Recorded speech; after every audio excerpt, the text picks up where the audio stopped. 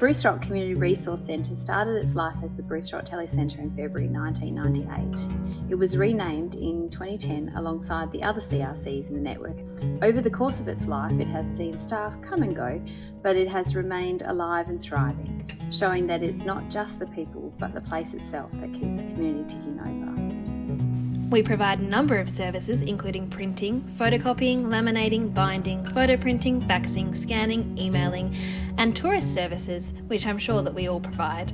We also provide a range of specialty services including sublimation, the production of the Eastern Districts Football League budget, and the production of marketing materials for our local businesses. We have a number of events that the community of Bruce Rock look forward to, namely the Community Colour Run, the annual Community Christmas Party, the Back to the Bush Veterans Market Day, and Friday night youth groups. Alongside these larger events, we run multiple smaller events that are catered towards certain demographics within our community. The Bruce Rock CRC's youth booth has been open since 2016. It has not only provided a number of structured activities for school holidays and after school, it also provides a drop-in zone for our youth of Bruce Rock and surrounding towns. Next time you're in Bruce Rock, make sure to drop in and say hi.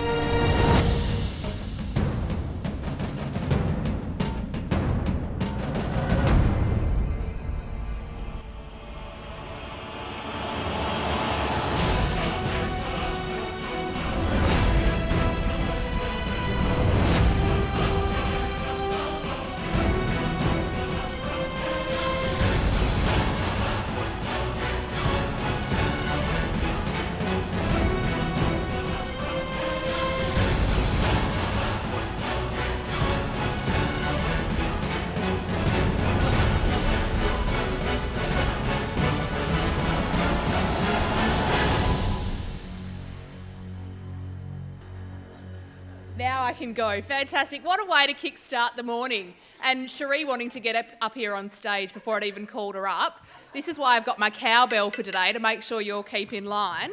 So good morning. Welcome. My name's Liz and welcome to the CRC Conference and welcome to Northam. I'm super excited to be here, as is Cherie, if you can't tell. And I'm even more excited that you're here. What a day we've got ahead of us. Now, I've driven a whole 105 kilometres to be here, all the way from Wongan Hills. So, to get a sense of how far everyone's travelled today, I want everyone to put their hand up. Everyone in the room, Minister included, good-o. Now, when I say so, put your hand down if you've travelled for less than that. So if anyone who's travelled for 100 kilometres and less, 200 kilometres and less, 300 kilometres and less. A few people don't know how far they've travelled. 400? 500, 800.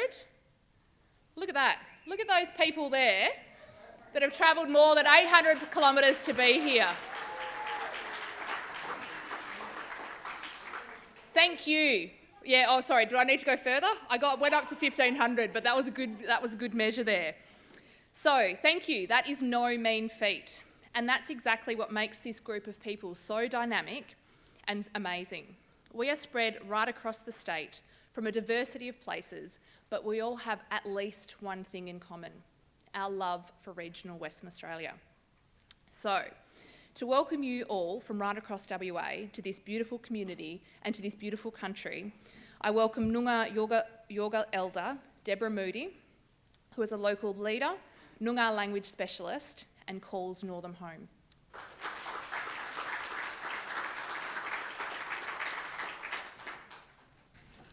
It's good to be here this morning. I'm so proud to be able to welcome you all here this morning. And I was thinking about welcome to country, or welcome. You know, welcome is welcome to your house or to your job or whatever. It's a welcome that what we do for one another, and open our hearts and our homes sometimes and welcome people in. And that was how my Noongar people was. They were a welcoming people that you would come to their house, you would have maybe an enamel mug put in your hand with tea, or maybe cup and saucer, depends. And that's how my people was, a very, very welcoming people. And they would invite you in and feed you. You didn't go away from that house with an empty belly. And that's how our Noongar people was, very welcoming, and share with whatever they had in their house, and even if it was just a cup of tea. I have a quote, I have a couple of quotes here to read. And the first one I want to read is from Barry Maguire. And I quote, "Welcome to country was a part of one of the first and one of the oldest processes of engagement between us as Noongar people, and it is still today. It's been living in us as Aboriginal people of this land, because it is a process of caring and sharing, and safety and understanding. How do we forge together as one? What are the stories of yesterday, in order for us to live in today, but to make that pathway better than we have had yesterday, because we are one, but we are many." End quote. Welcome to Country is a formal ceremony performed at many events held in Australia, intended to highlight the cultural significance of the surrounding area to a particular Aboriginal clan or language group who are recognised as traditional owners of the land. Gaia Wanju. Ngan Deborah Moody Maguire, Yaran Bennell Blurton. Noongar Yorga, elder from the Balladong tribe. Ngala Karich Ninin Ngala Noongar Mort Gura Nicha Budawan. Wanju Burias. Ngan Jurapin Jinangin Nunak Nicha. Gurabin Ngala Mort Gulin Bokaja. Noongar Buja Bilyakep. Balap Gulin Meran. Kwabadak Buja. Kwabadak Bilyakep. Ngan Wangin Wanju, Ngan Murich Noongar Buja, Ngan Kwabadak Maya, Maya Ngan Gort Buja, Wanju. We remember our Noongar people past and present. Welcome invited guests, elders, ladies and gentlemen. I'm so glad to see you all this morning. A long time ago, our people walked this land up and down this Avon Valley or river, hunting, fishing and gathering food from this beautiful land, this beautiful river water. So I say to you today, welcome to my Noongar land, my beautiful home, home of my heartland. I welcome you all, welcome. Thank you.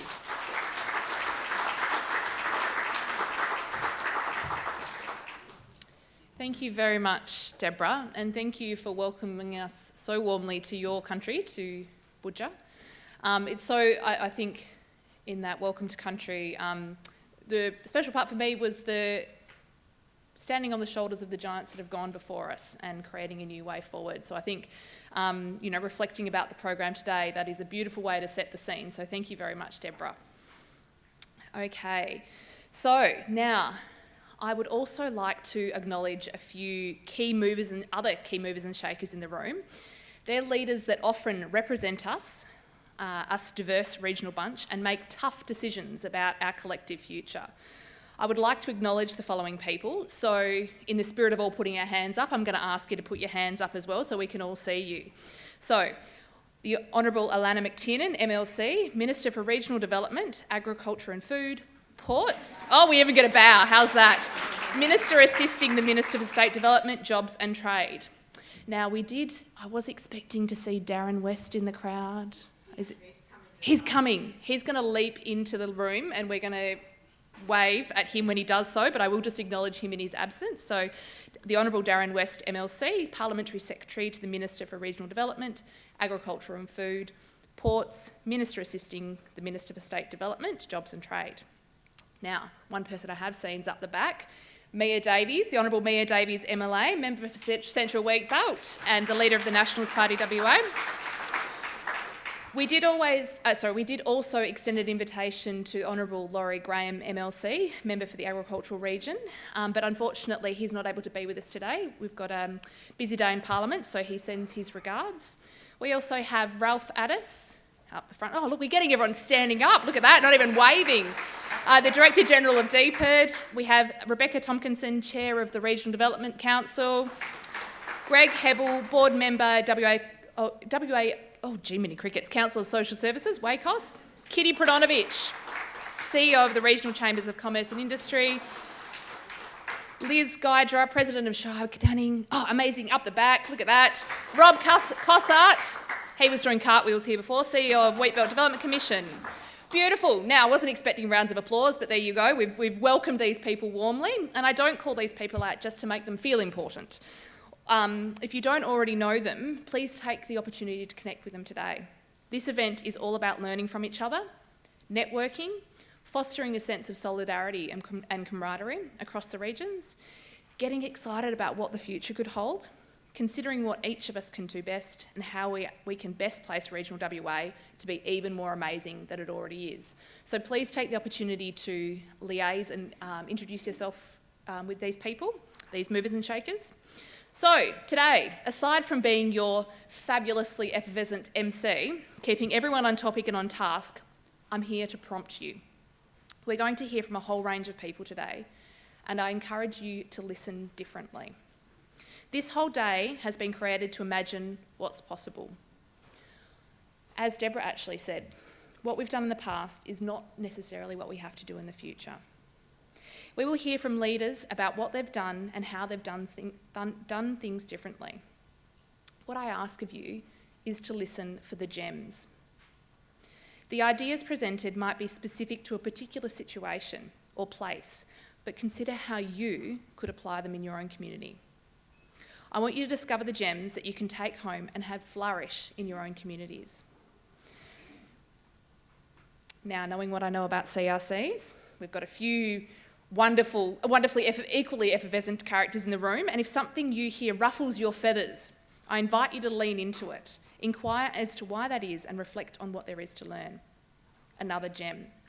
Yes, it might be different to what you think, but maybe different could be better.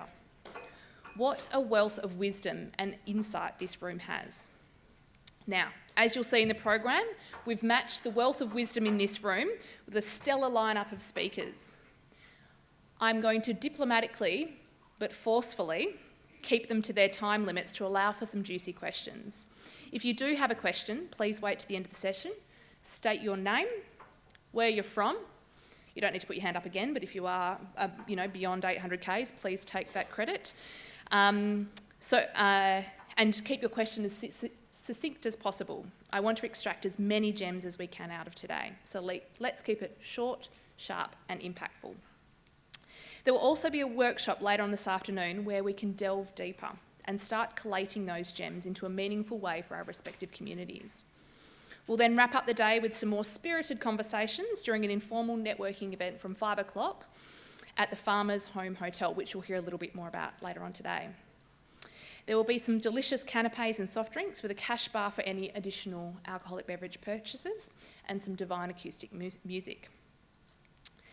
And throughout the day, you guessed it, short, sharp and impactful videos that have been created and submitted from the CRC, some of which, well, in fact, we saw that one from Dumbleyung before, so if there's any more cinematic imagination, I'm sure they'll be amazing. Submitted from CRCs about what makes them the best thing since sliced bread. Rightio. And you know what else is going to make today rock? It's not often that you have a minister that's as keen to see a group of diverse people really challenge the status quo and imagine what's possible for regional WA. And speaking of rock, you may have seen this particular minister take the theme quite literally when the Perth Festival hosted the Highway to Hell earlier this year. So for those that did see the minister all dressed up on that particular event, which by the way is actually a finalist in the 2020 Australian Event Awards. Now, as the minister, I'm sure she gets thoroughly briefed when the wheels fall off and things aren't going so well. But today we have the opportunity to flip that, to show the ingenuity, innovation and creativity that the CRCs are made of.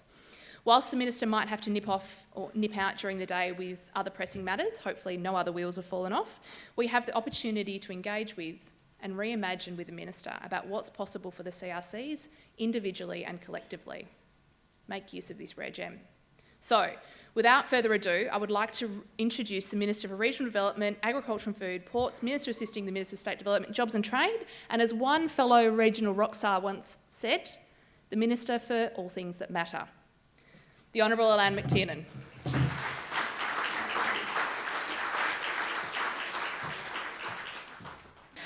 Look, thanks very much, Liz. I think you were a great choice as a regional person to be our MC. Too often we go to the go-to big names in the city, and I'm very pleased that we have been able to find such an excellent regionally based MC that's got the zeitgeist of the room. Can I thank you, Deborah, for your Moorditch welcome to Nyunga Budja. Always love the Belladong, being in this Belladong region, and you read through all of those names of your ancestors, and they are the very fantastic families of the Maguires and the Yarrans, the fantastic families of this region. So it's been a privilege to have you come here and connect us with the deep history of this country. Now we've had some of these acknowledgements, but guys, just to indicate how important we are taking this, we've got a lot of the heavy hitters from the department. We've got Ralph Addis, and we've also got the Deputy GD, Nigel Brazier, and of course Rob Lester and his team. So we've come out in force here, and of course the fabulous Rebecca Tomlinson from the Development Commission and her top gun, Rob Cossart. Great to see Kitty Predonovich has come along, and Liz Gardner. These were people that we were really keen to come and help us, envisage where regional development is going. And of course, we have the very fabulous Nigel Oakey, the bringer of great hotels to regional Western Australia. We keep ringing him every week. We ring Nigel with a new idea. We've seen what he's done in Katanning and Northam. And we want him. We've just got a few little projects, one in Geraldton, one in Carnarvon, one in Gwalia. I think that'd be a really fabulous one. Now, just so we sort of want to be really nice to him because we want him to do all these fantastic things across the state. And of course, we have Mia Davies here. Mia, thank you for joining us. And we've got the stars of the event, which are the over 100 managers, coordinators and volunteers from the CRC across the state. And we have people here from Halls Creek to Walpole. Now, the idea of this conference is and I think we did at one stage in one of our notes, we might have said something about consolidation. And that might have set some people off on the wrong path. What we are very, very keen to do is to just go through where we are at today and then chart a course forward. And if I, first of all, I want to make a couple of comments about COVID. I think it's really important that we do this, and we want to particularly thank the CRCs. You were very, very helpful in providing deep linkages into the community, working with us in many times directly, in other times going through your development commissions, but you did show that the importance of having that network out there in the community, and we're very pleased that with the great leadership of under Mark McGowan and this incredible strong sense of community that we have here in Western Australia, we've been able to manage to keep COVID at bay, and that we have a degree now of our economy is open so that we can have events like this, unimaginable in a couple of states over east, but we're getting there. So I just want to, on behalf of the Premier, thank you and thank your communities for that great cooperation, that great preparedness to embrace some of the challenges so that we have been able to do this. Now, I've got a couple of slides here, sorry, just because sometimes I think we all presume that everyone knows the whole history, and lots of people have come into CRCs perhaps more latterly. This whole network started off as telecentres in 1991. And they were there to provide internet access to technology and remote learning centres for TAFEs and small and medium regional towns. I think the basic, the funding grants there at the stage was an annual operating funding of around $20,000. So then in 2009, there was a revisioning, obviously, as people got more access through personal computers and smartphones.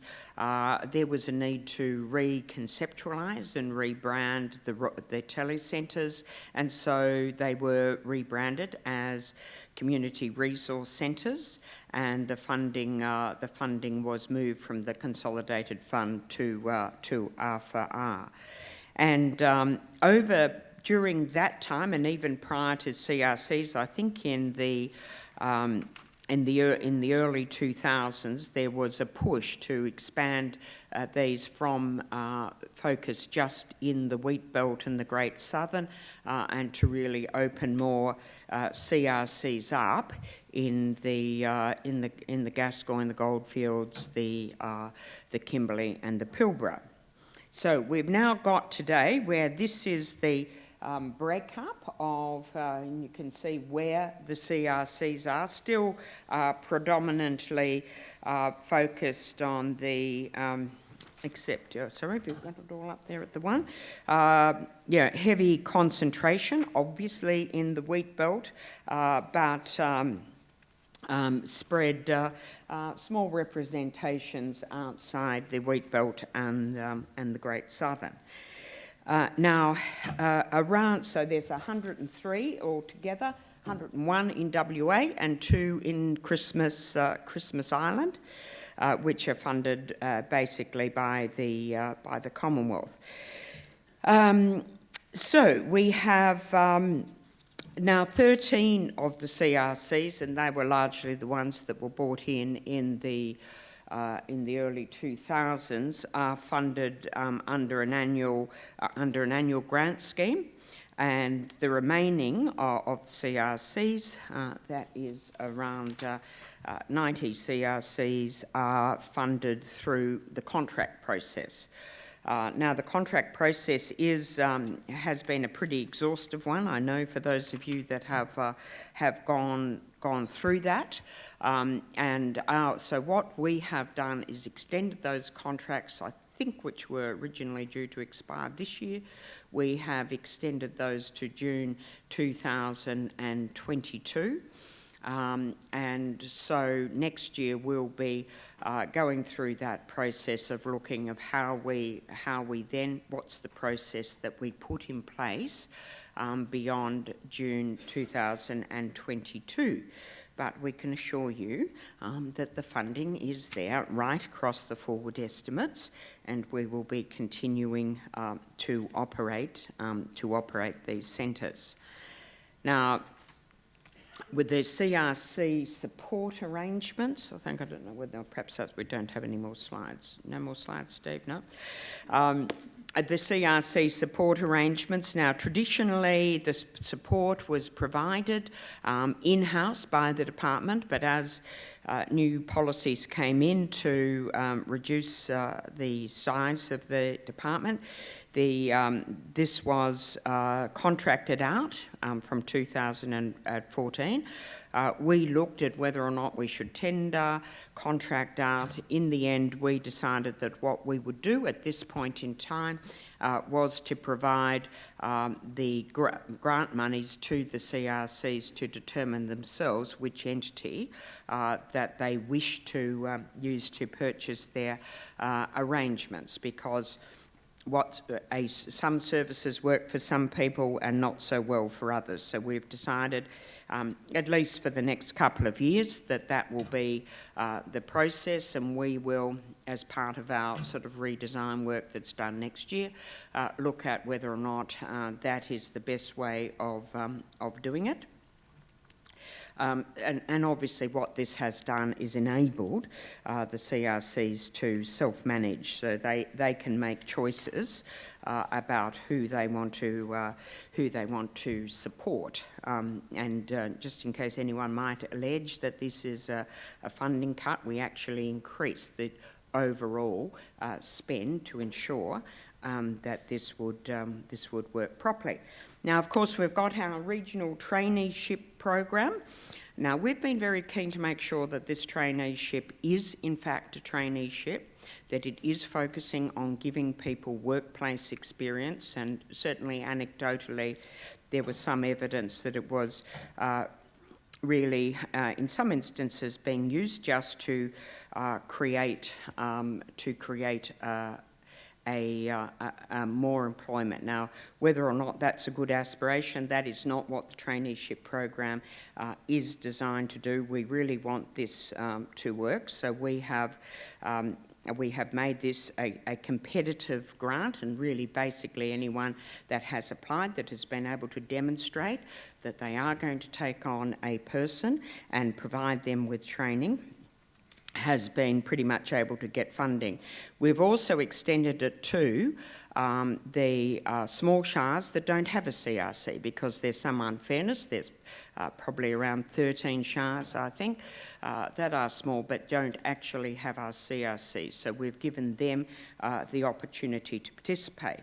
And I really urge in putting these traineeships together, to work closely with local government to ensure that we actually do get real significant training, that we are actually not just filling in someone's time, but we are actually giving them some skill sets and proper work preparation that is going to see them get employment.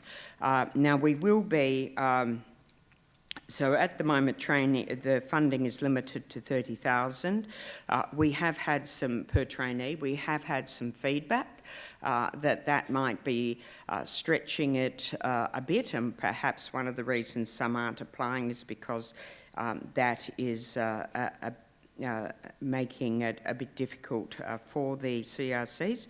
So we'll be putting that up to 35,000 per traineeship for this round. We'll send you all letters out to that effect, and we're going to just extend the the time for application for a week, so that you have got if that's going to make a difference and make it more attractive for you to take on a trainee, then you have the opportunity to do that. We're also going to be ensuring now that we know who the trainees are, and we can do some follow-up to really get an idea, because this is money that is provided by the taxpayer, and I think it's important that we understand what works and what doesn't, what is delivering jobs. We also have this other little program, and this came from a bucket of money that was sort of in one CRC, which I think has now been disbanded,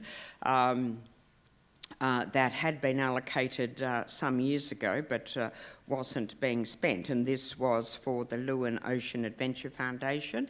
So the idea was that it would provide traineeship opportunities for people within the CRC network, leadership opportunities. So that money has now been made available, and all CRCs can nominate a trainee, and I'm pleased to say that we have 8 trainees booked on voyages over the coming months, but there is more opportunity for that, so that if you have a trainee and who you think may benefit, and even if it's someone that's perhaps finishing up on their traineeship from this year, that you think may benefit from being involved in one of these programs, please put your hand up. So, now, the real purpose, or part of the purpose, obviously getting together and networking. You're all about networking in your community, and you would benefit from networking with each other.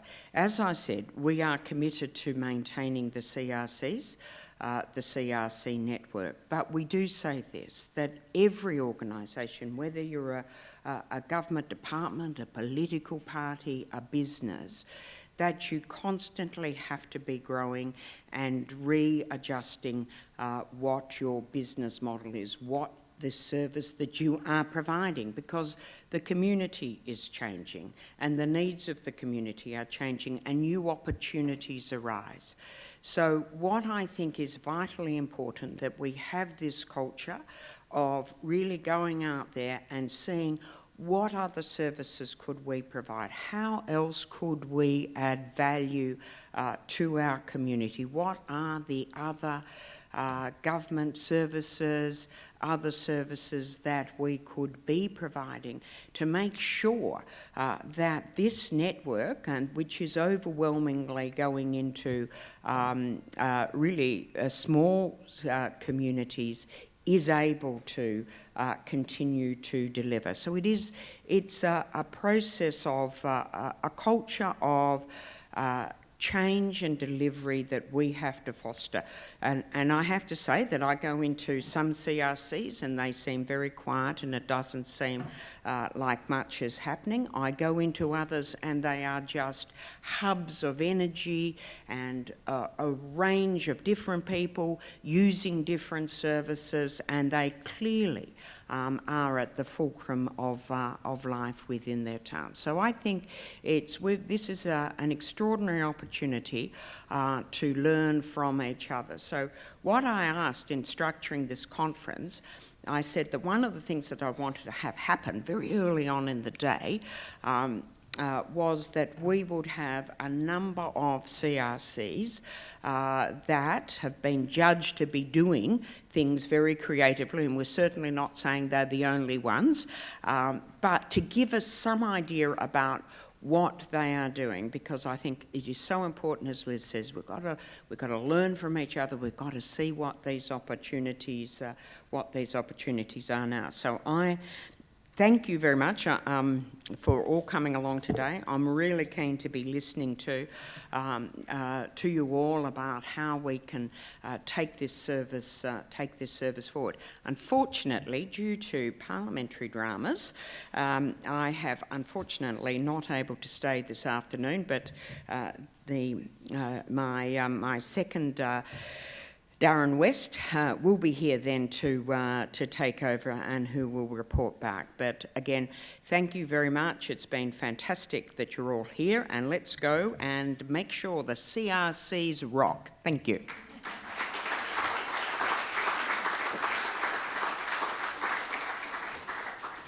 Thank you very much, Minister. And yes, rock indeed we will today, and I think that's a wonderful reflection of, I remember I'm a little bit, I'm not particularly old, I remember when telecentres were around, and it's wonderful to hear the evolution and the adaptability of the CRCs over the last few decades.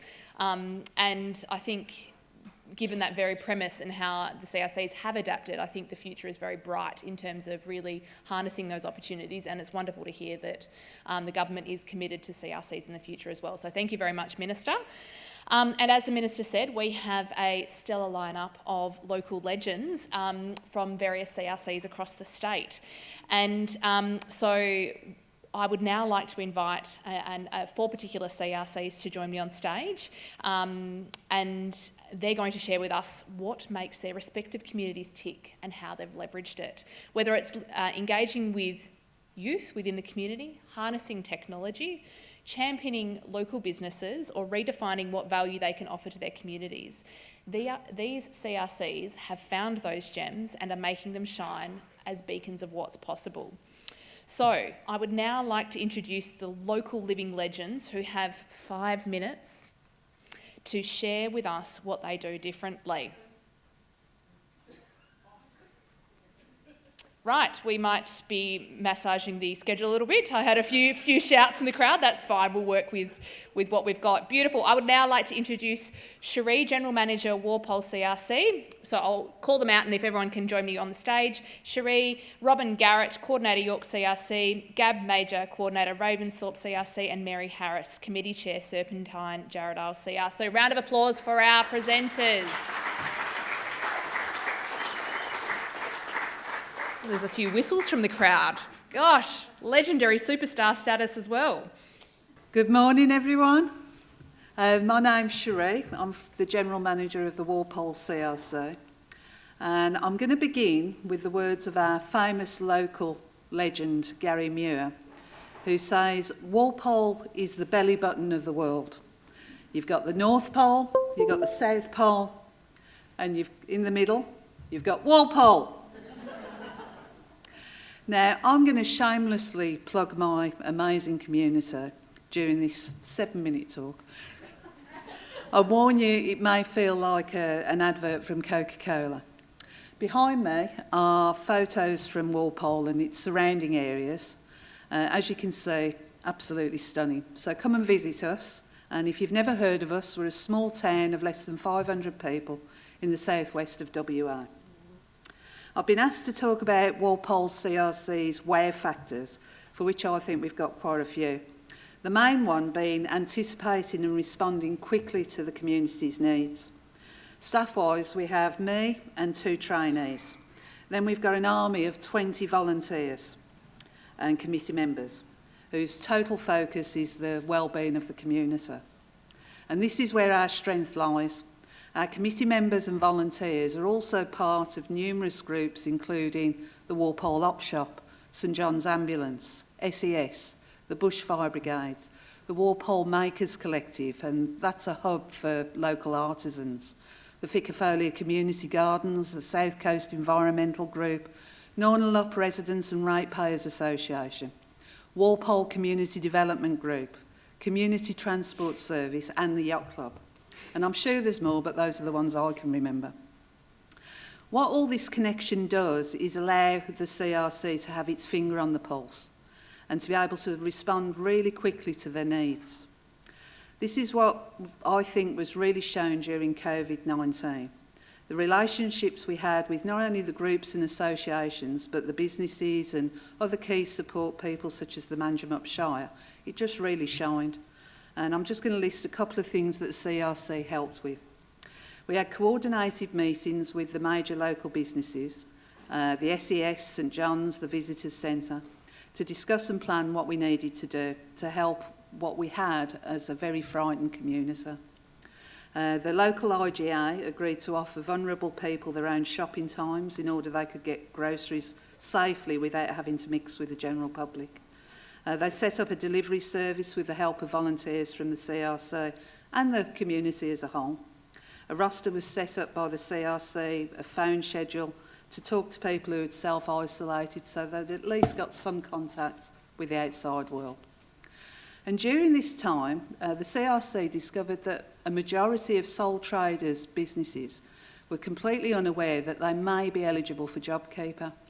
So we proceeded to phone every business in the area and talk them through the claiming requirements. Walpole CRC believes that around 2.5 million was brought into the town from that action alone. The Manjimup Shire heard what we were doing and asked the Manjimup, Pemberton and Northcliffe CRCs to do the same, which they did. The Denmark CRC heard what we were doing and did the same with the help of the Denmark Chamber of Commerce. Albany City Council also got involved by flagging that sole traders might be eligible in all their media and advertising. Link West organised a Zoom conference with all the CRCs where the whole strategy was discussed and it was possible for everyone to take part. Now, I'm not sure how many businesses didn't go to the wall in WA because of that work, but in my view, it could be thousands. I've also been asked to explain how I keep our volunteers, and the answer is quite simple: connection and challenge. By working closely with all these other groups, we're making connections all the time. So by helping others, we can assist, help back.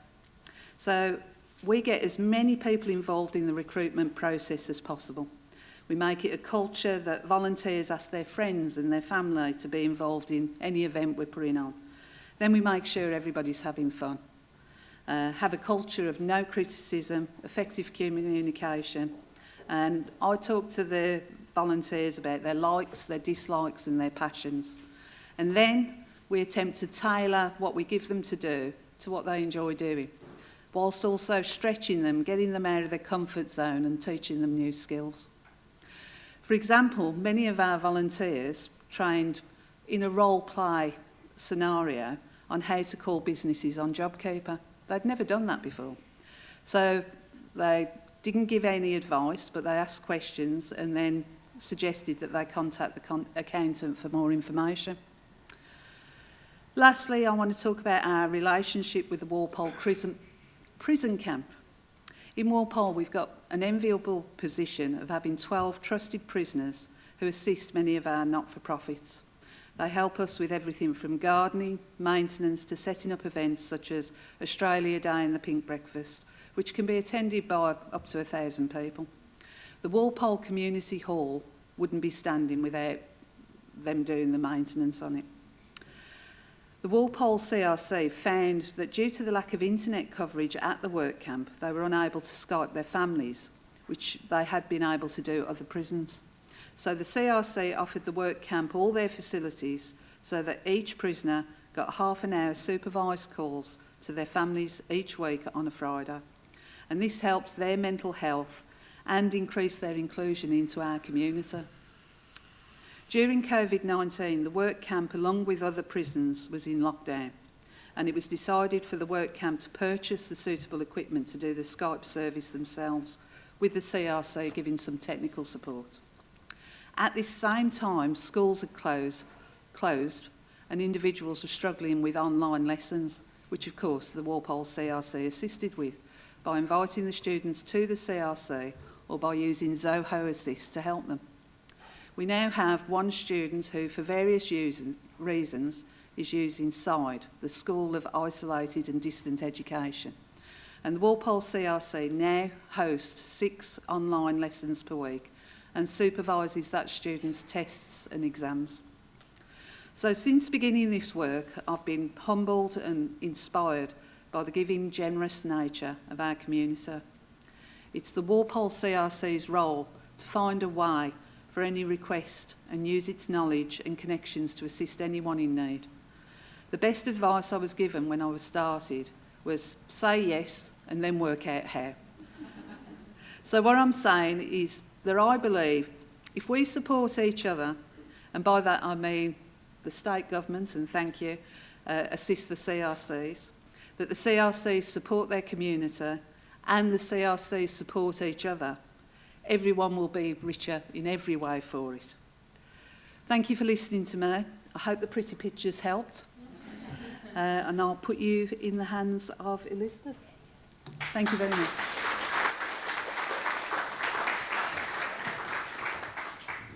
She was super excited before. She wants to get off stage now. You're staying here, woman. We've got some more questions for you after.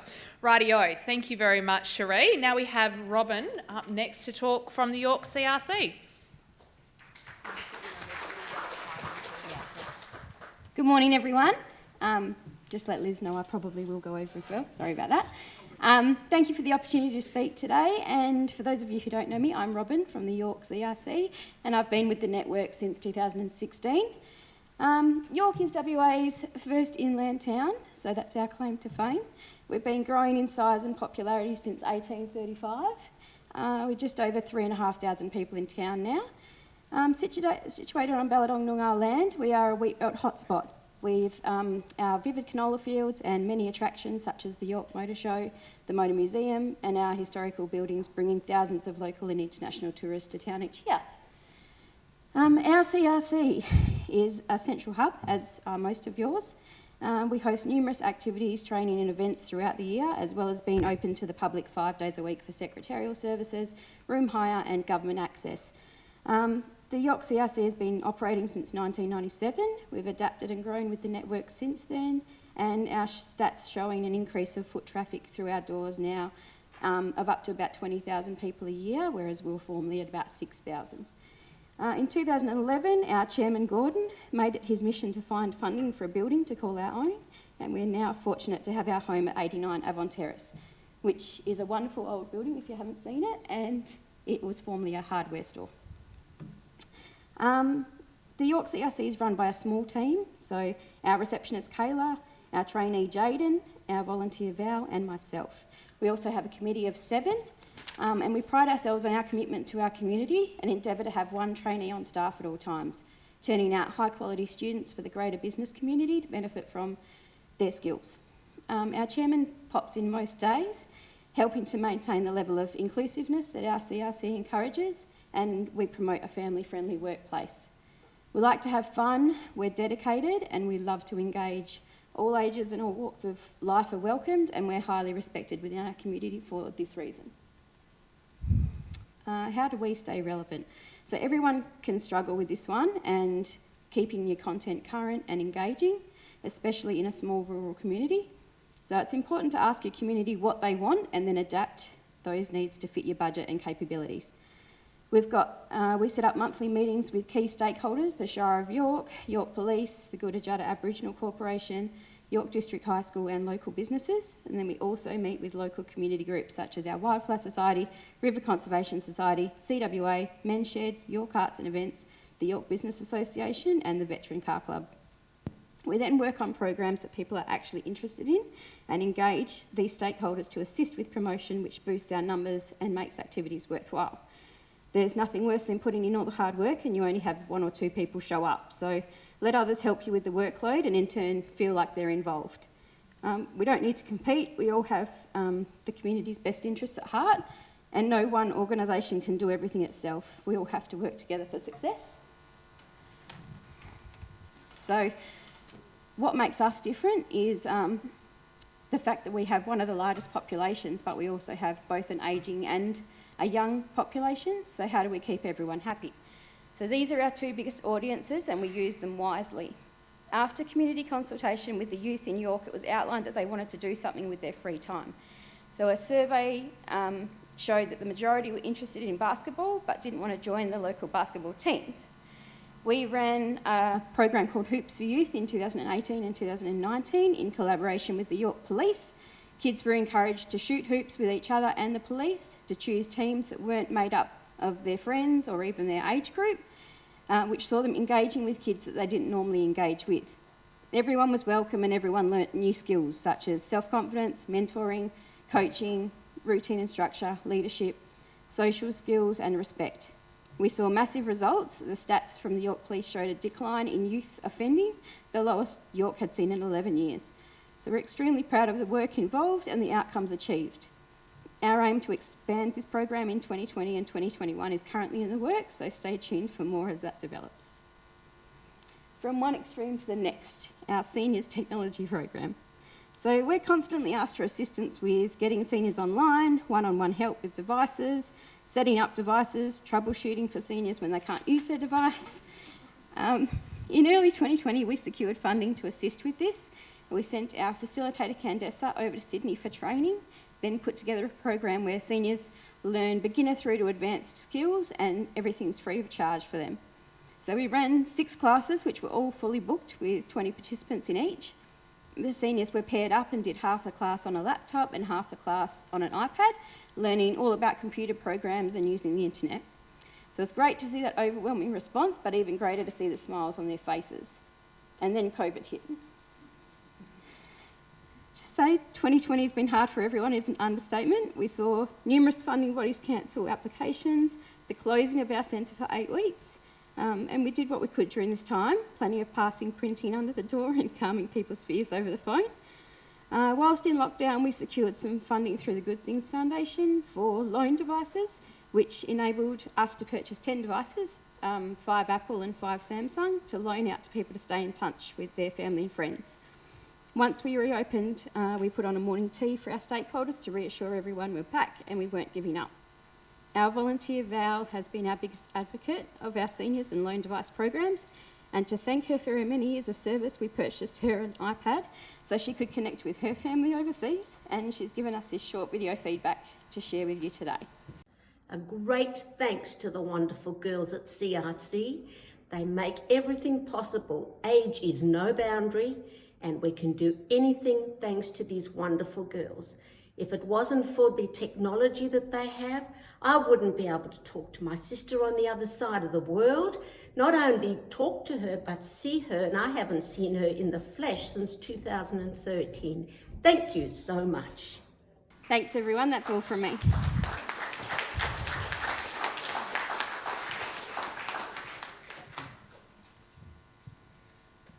Got goosebumps watching Val, and it's just one story, but I think that is such a beautiful metaphor for exactly what the CRCs do so well in that local connectivity and that local relevance, and I think that's just magic, so thank you very much for that. Up next we have Gab from the Ravensthorpe CRC.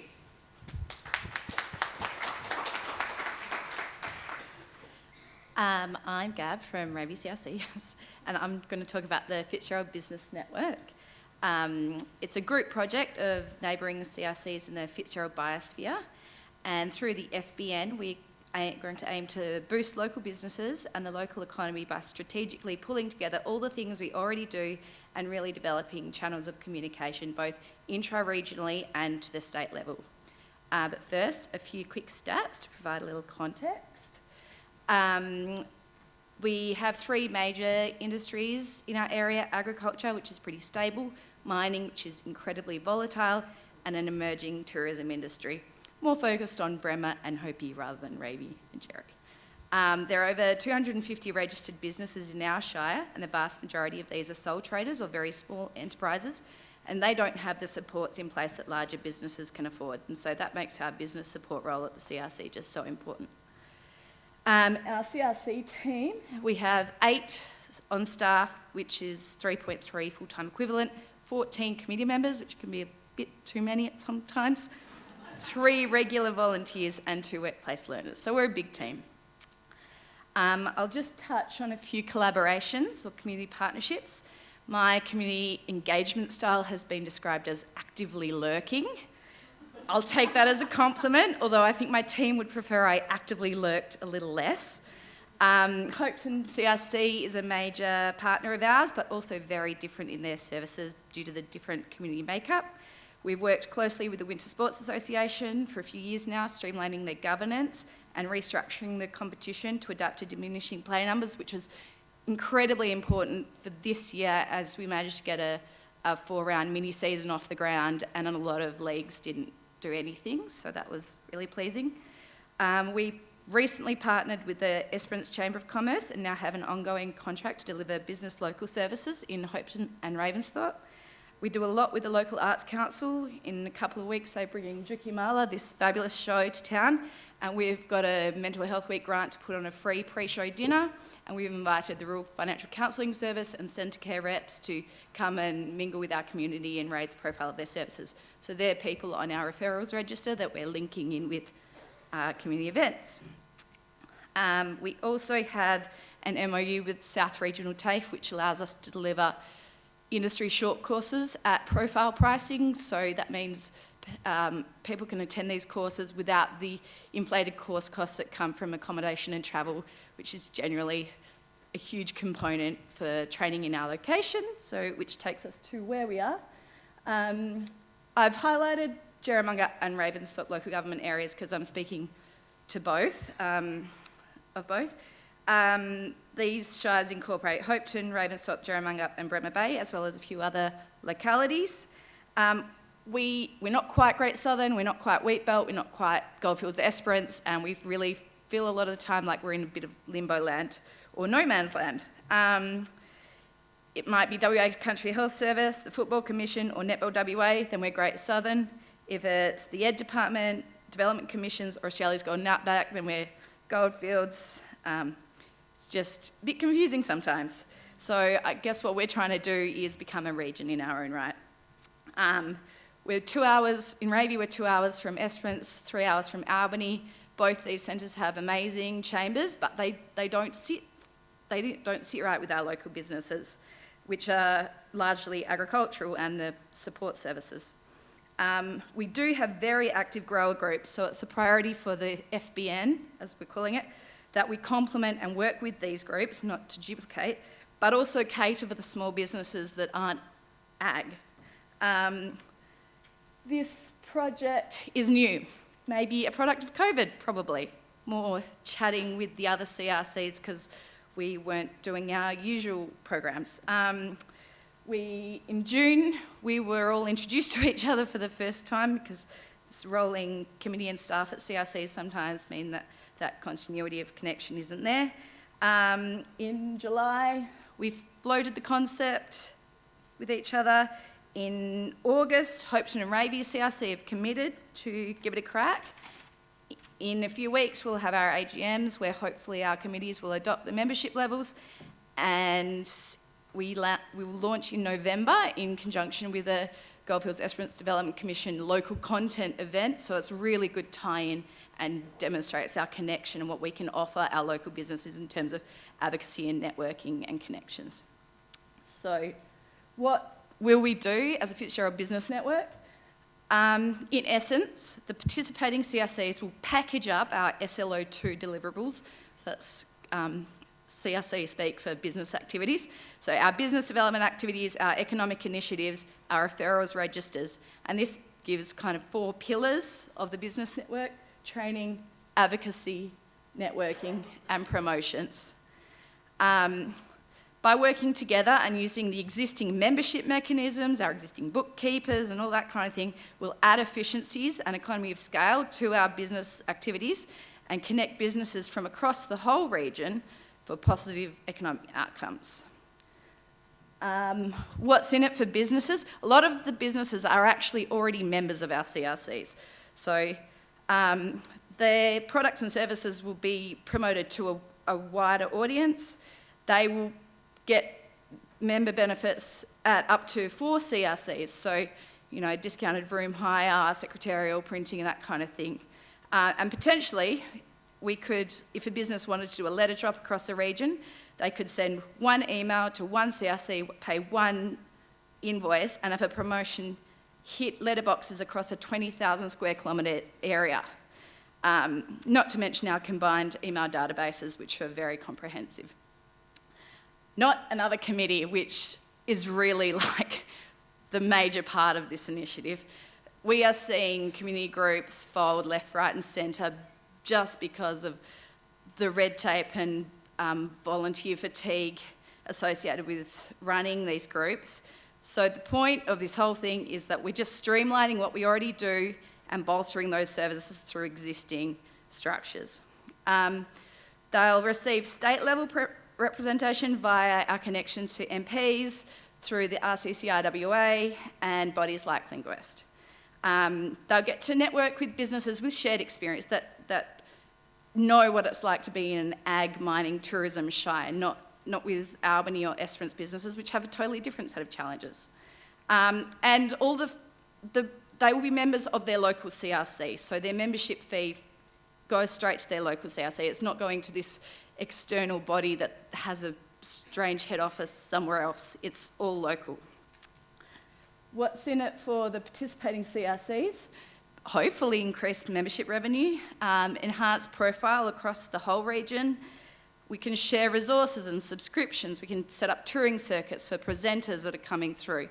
And we will be able to promote our existing activities across to a much broader base, and particularly with the rise of video conferencing events, like we did some Zero video conferencing seminars, and we had Boddington CRC Zoom in and pay a participation fee. So there's just a lot of potential that comes from that.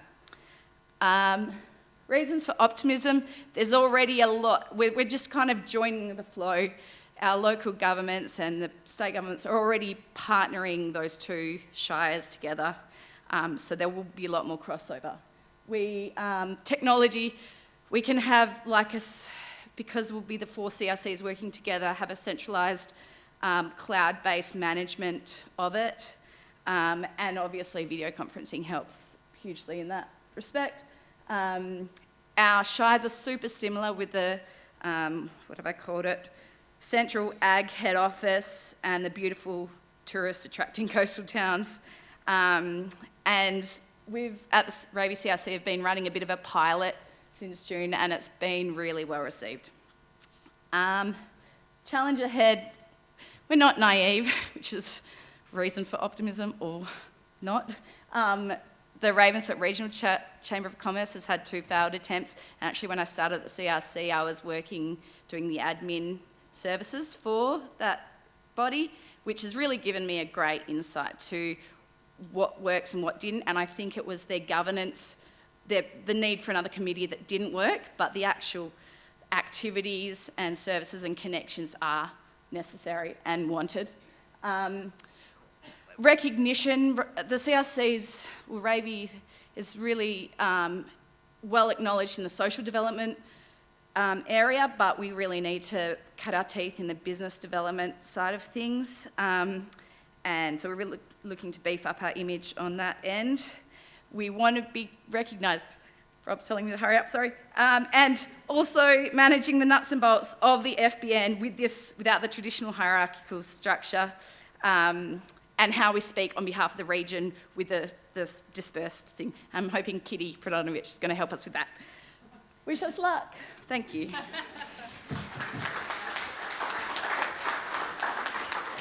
I don't think you need luck. I think that I'm actually going to steal actively lurking. I think that's such a beautiful term. And I think that has, I don't know if that's the tool for really unlocking the assets that you have in your community, because it sounds as though you're really clear on what works and what's already in existence and how to leverage that. So thank you very much. Rightio, last cab off the rank, we have Mary from the Serpentine Jarrahdale CRC.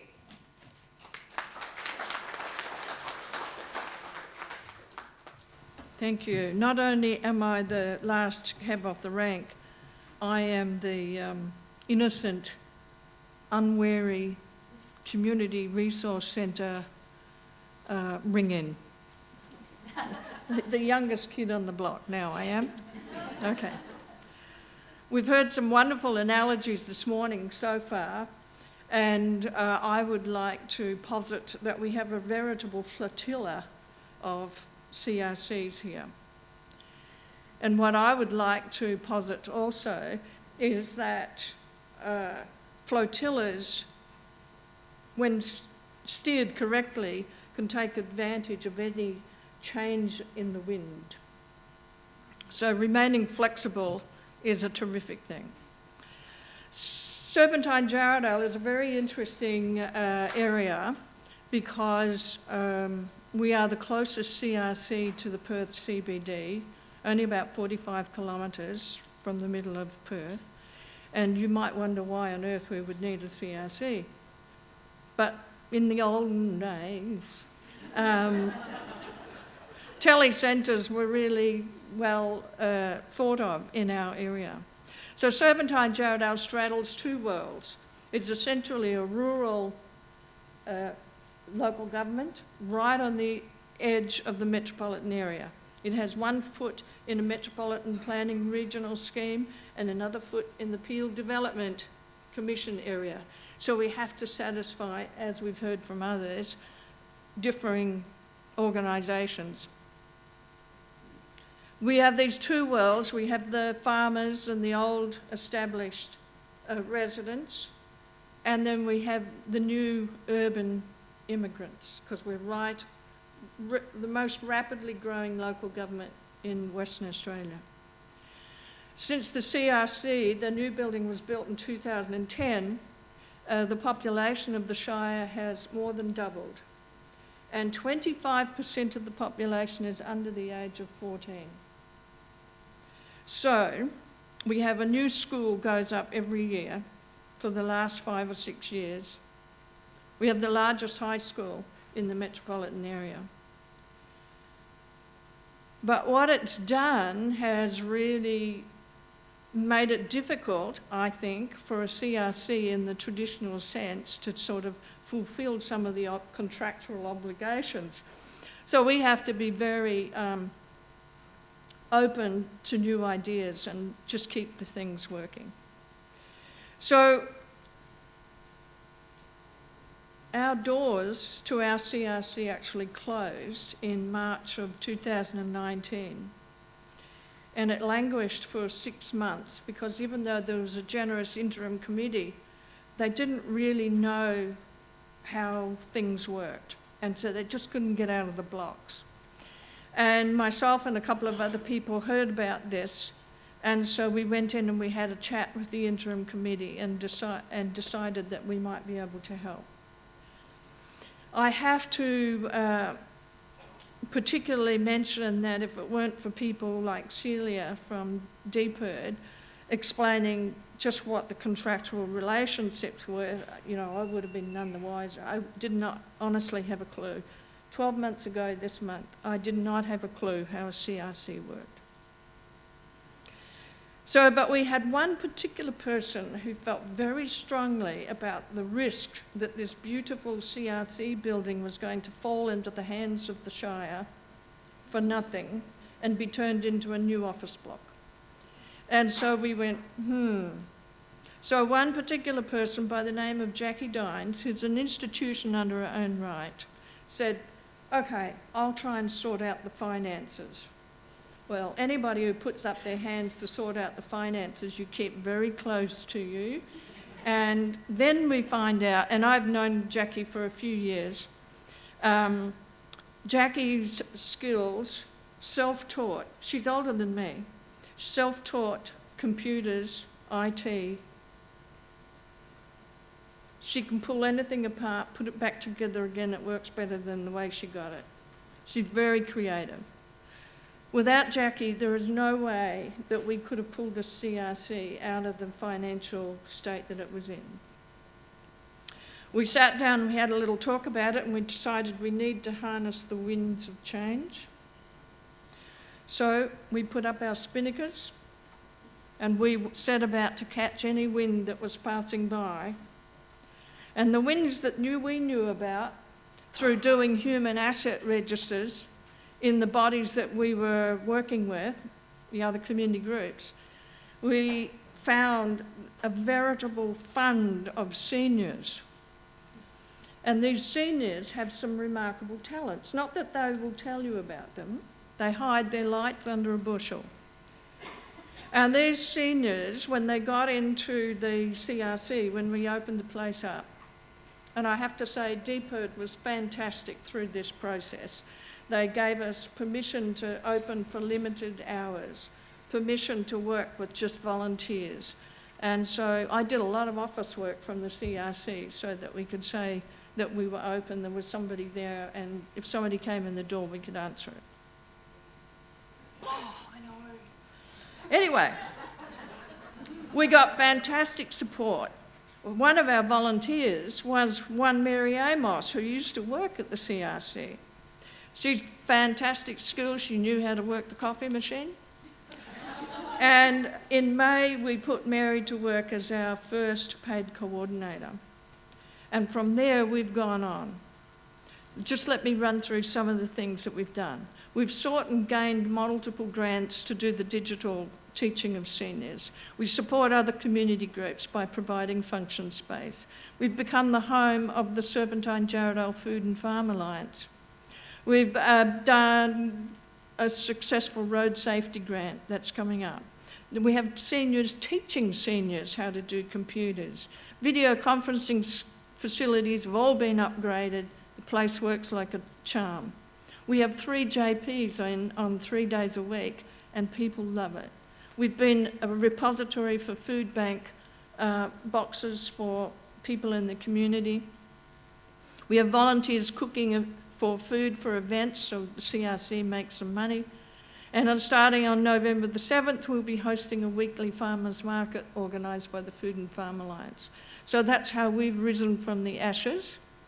And I just keep my nose to the breeze, sniffing for opportunities.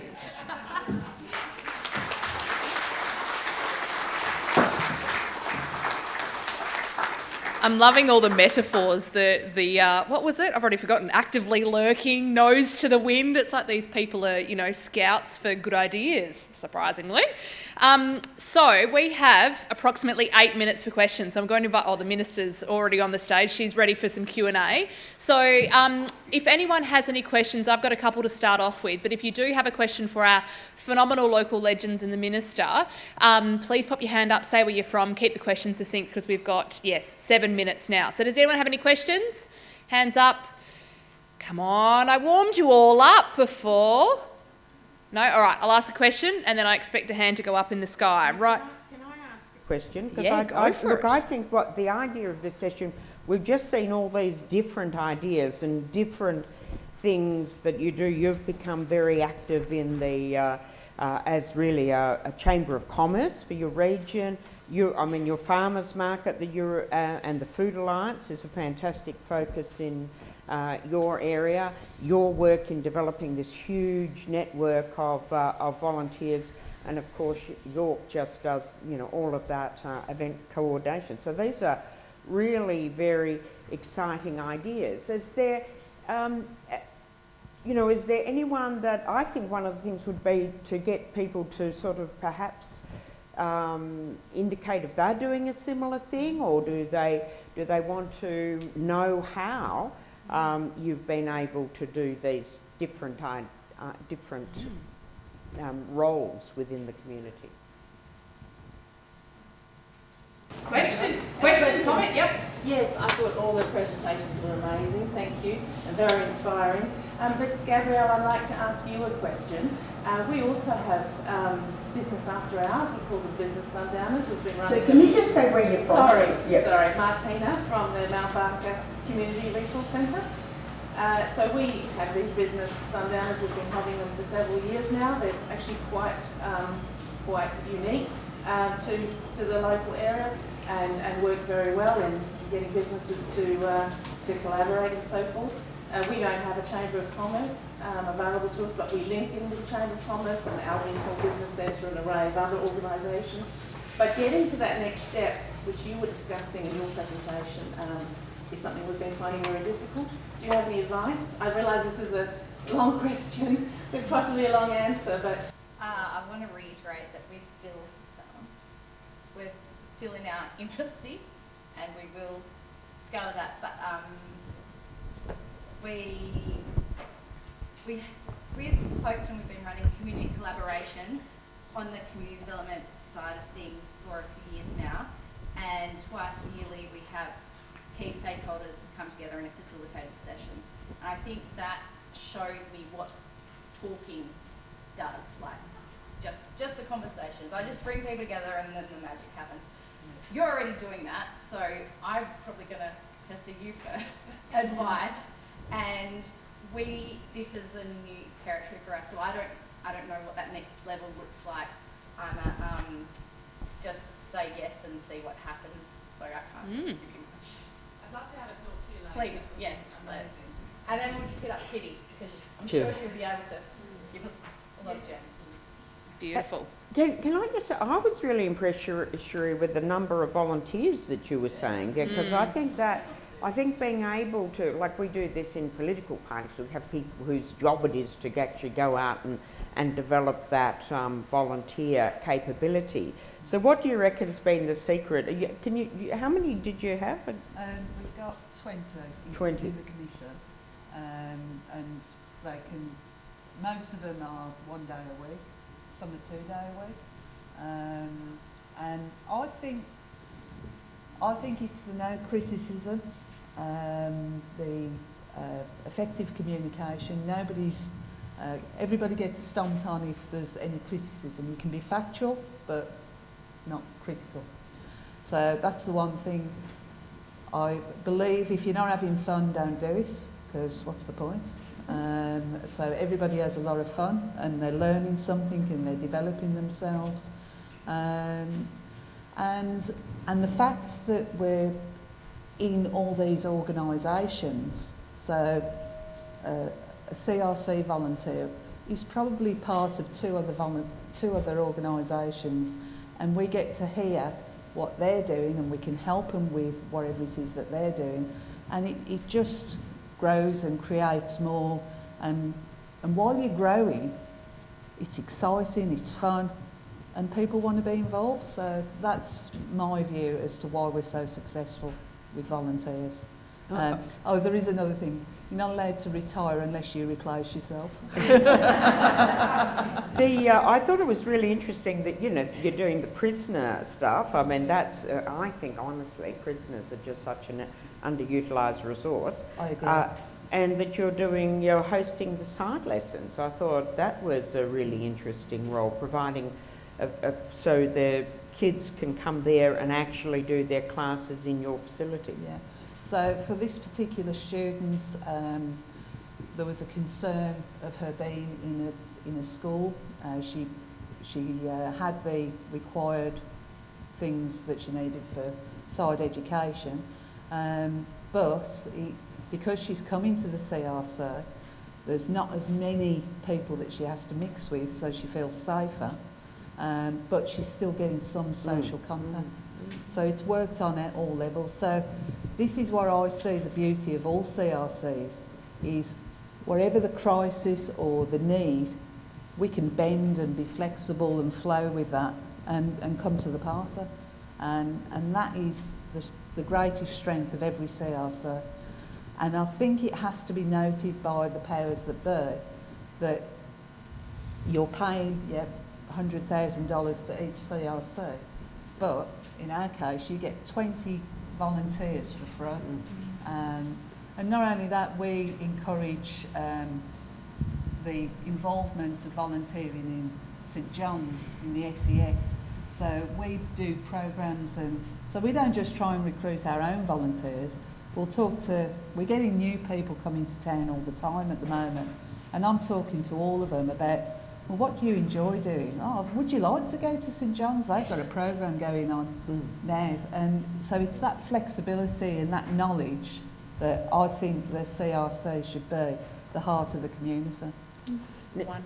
One more. Now, another issue that, and I think it might have been you, Gab, or did touch on this, is that relationship in some of this land care work, because we know that a lot of the NRMs and land care groups are struggling because they've sort of lost core funding, and it just seems to me in a number of these areas that we could bring these entities together. So has anyone been working with the land care and NRMs, or anyone out in that? Couple. Yeah, Petra. Yeah, so Petra from the Denmark CRC. So we're working very close together with Green Skills. We have a community garden which they established behind our building, and we're running training workshops every 3 weeks, and just a completely community garden. It's a lovely working relationship.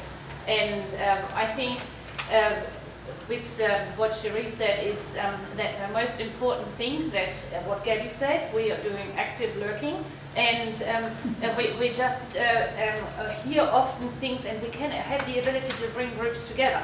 So we're working very close together with Denmark Community Foundation. We're just delivering the COVID-19 grant in Denmark, or we have just started to deliver that. And we have got an active non-for-profit organisation in Denmark. So I think the generation comes through now, like Gabby said, it's finding other people, and you see there is such a willingness of collaboration and wanting to work together, and we're going away from, or we're trying to break down silos, so we're trying to actively actually say, hey, this is what we can do. And we just had recently got the CWA ladies over the line in Denmark because they couldn't do anything, weren't allowed to use their building, couldn't do any fundraising, were stressed about how to pay the bills. We offered them our facilities, we did the soup kitchen together with them, and they could pay their bills, and they're happy, and we are happy because we can continue now those soup kitchens. So there is so many opportunities there, and I personally like the flexibility of the CRCs. You know, like the one what he said, Minister, is that we need to be flexible, we need to look for opportunities, and we need to have always our ears open. And I think the majority here in the room, that's exactly what we're doing. Yeah. Oh my lordy, we're 2 minutes over. So,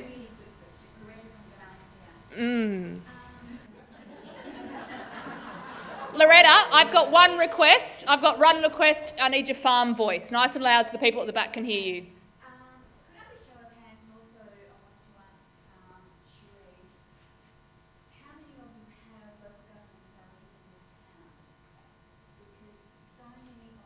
Hands straight up so we can see.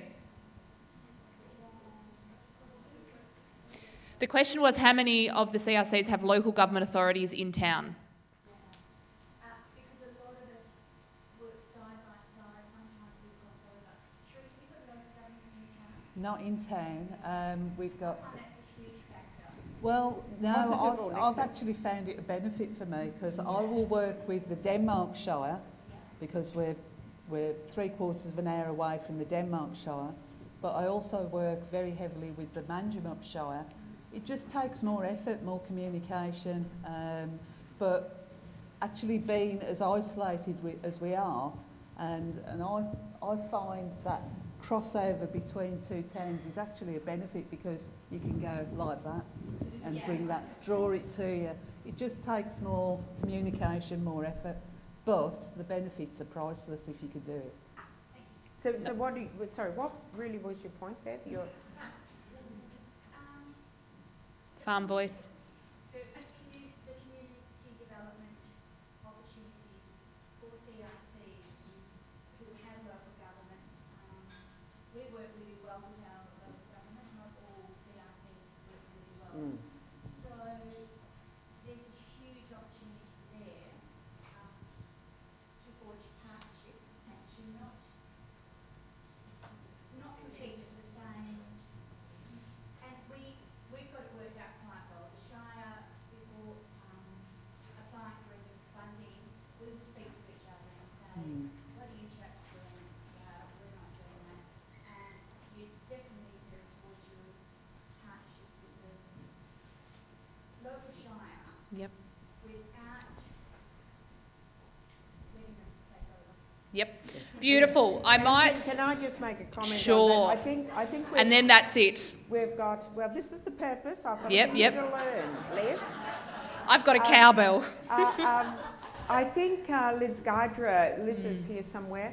Yeah, Liz is going to be speaking a little bit later, and that's part of her message too. And can I say, so it's sort of like it's a challenge or an opportunity, because if you haven't got one, you actually become, like you have in Walpole, you're the focus. If you have got one, it is incredibly important to be working with them. And I think particularly in areas like the traineeships, for example, you want to do that in collaboration with local government so you can provide a greater depth of training. Beautiful.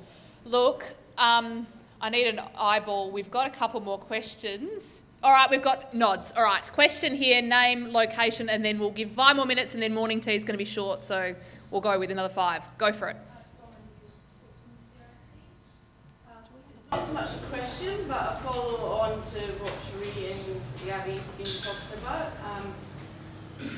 A partnership or a collaboration that Hopetoun CRC and Rady's CRC set up a few years ago, which has maybe been a bit of a stepping stone into this business initiative, is that we set up a collaboration meeting between all our community groups. So once every 6 months, either Poppy or Rady host a collaborative meeting with the community groups at the CRC. And the point of that was so that regards funding from local government and other bodies, community groups weren't overlapping of what they were proposing to be doing. So we might have had 2 community groups looking at doing the same kind of project who might have been attacking the local shire for the same pot of funding. So one aim of that initiative is to stop that so that we're not all pouncing on the local shire for the same money. But it's been a great initiative that's continued for 3 years now, I think. And during COVID, we did it monthly instead of 6 monthly, so that we were checking in on all the community groups regards mental health and just how the community were dealing and giving feedback from all, we're talking about 40 different groups, I think, how the community was going. So it's another example of collaboration and using your volunteers and your community group. That's sensational. Now, was there 2 questions here? I'm going to ask you to come to the stage because I'm mindful that the people at the back might not be able to hear you, and because we've got mics on stage, we can't do a mic in the crowd. So if you want to come up, jog up to the front really quickly. If there's anyone else that wants to ask a question, we'll do this one and one more. So if anyone else has put their hands up, jump up there, beautiful. Hi, sorry, thanks ladies. I've only been in my job for about a month now, so I'm learning a lot. About a month. Sorry, Deanne from Ben Coven. So we live in quite a low population area. What strategies did you use to engage what your community needs were? So I talk to everybody who's in my path and find out which other groups they're involved in. I've joined other associations, so you start joining and going to the meetings of the different associations and groups, and you start to meet your whole community. What happens when they cross over? So like, say, our community chair, she's like the secretary of the bowls club. Perfect. And she's, so just you find that that's works quite well? That's what you want. Did you use surveys or any sort of community engagement like that? So we go out and survey at people's places. So we go out to the high school and survey the kids. Or when we're doing school holiday activities, we actively speak to the kids one-on-one. And we have people that come in once a month and meet with us. So the police, the shire, the school and a few others. And then that will filter out to other people that will come and see us, just drop in and have a conversation that way. Or we have our business after hours as well, once a quarter. And then, just our local community groups too. So we involve people like our Wildflower Society and our River Conservation Society in our school holiday programs. So that boosts their membership with younger members as well for their succession plans. But also it just works so that they volunteer their time. We don't have to pay as much to run a school holiday program, and they're learning something about their environment at the same time. So just actively speak to people, anybody that comes in your door, or you go out and talk to people. How do you harness your excitement? Because I You love don't have to. the place where I live, but I find I'm banging my head up against the wall a lot. I don't know how to reinvigorate everyone's energy, because I think everyone feels like they're doing everything, but how do I get that energy going again? If you've got the energy, it will rub off on them. Okay. Don't try and start something new. Take what is already done well, and it's asset-based community development. Google asset-based community development and just asset-based community development.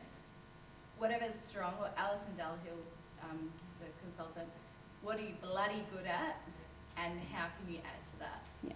So You don't try and change people's focus, just try and lift their focus. I think you're saying, so you're coming into this new, there doesn't seem to be a thing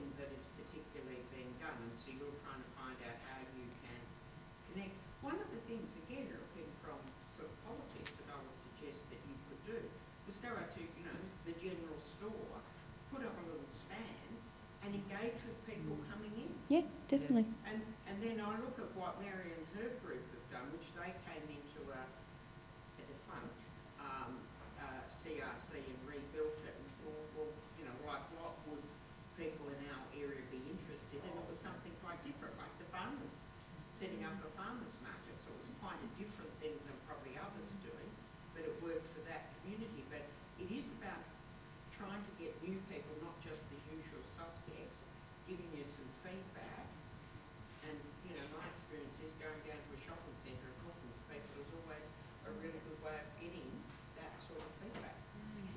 And can I suggest, look at the Link West website. There's an awful lot of information about ABCD, which I've got is... Link West on my first page with a huge question mark. And it will inspire the hell out of you. Okay. So have a look at their training modules, asset-based community development, and that will answer all your questions about what you just talked about, I promise you. Awesome. And talk to everybody. Yeah. Beautiful, thank you. Now we had one last question. We're going to do it. Have you got a good voice?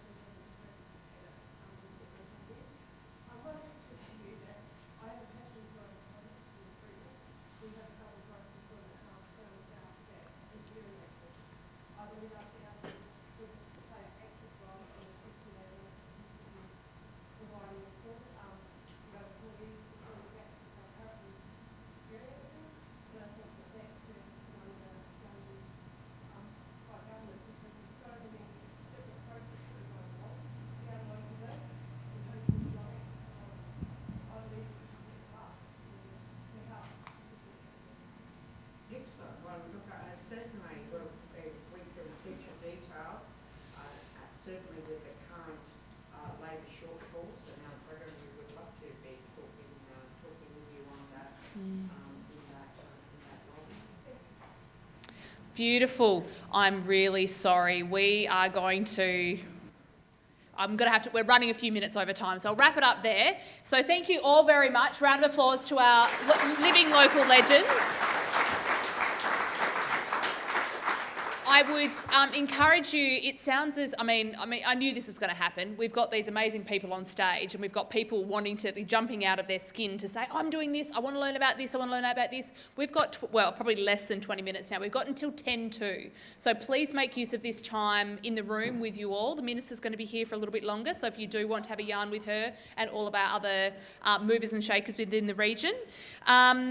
I think, and so the other thing that I would say, even if you do know each other, if there's an unfamiliar face that you've not met before, please go and introduce yourselves. I really want people to feel welcome, invited, and as though they're all valued, because we are all really contributing differently across a different range of contexts.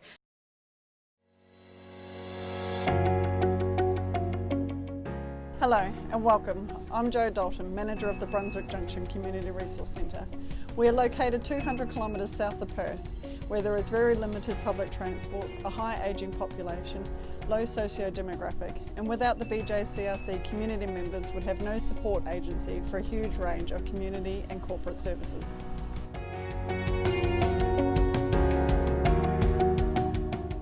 Our business support and economic development includes our community directory website, shop local campaigns, business functions, free access and support for job seekers.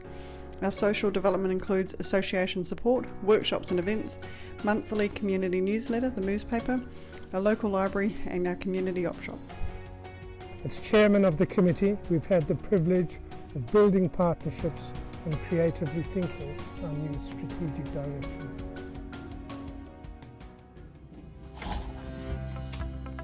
Hi, I'm Billy. I'm the Customer Service Officer at the Gascoyne Junction Community Resource Centre. Upper Gascoyne is home to 246 residents and have a transient population of approximately 5,000. Our CRC is an important part of our community. We provide access to services such as Australia Post, Department of Transport, telehealth, library services, and of course, a smile and a friendly ear. By visiting our CRC, it can save residents up to a 14-hour round trip to access these services. We're the first point of contact for tourists and provide them with local knowledge and handy tips to make their experience more enjoyable. At Gascoyne Junction, 2:30 p.m. is known as the witching hour. This is when the children come into our CRC after school, where they spend time doing arts and crafts, using computers, gaming consoles and any other activities that we plan to do with them.